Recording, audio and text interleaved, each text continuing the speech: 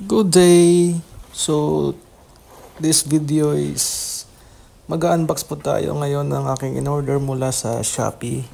So, dumating po siya guys ng kulang-kulang isang linggo po. Tapos, deliver po siya ng GNT. Ayan po guys, maayos naman po yung packaging niya. Thank you for the sealer, no? Kasi maayos po dumating yung package, yung parcel. So ayun na po guys.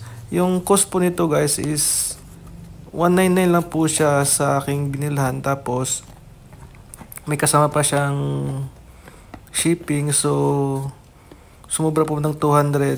Pero meron po akong voucher guys na naka-discount po ako, so 245 lang po lahat yung nabayaran ko sa 10 boxes. Ayan po guys, kung bibilangin po natin, 10 boxes po yan.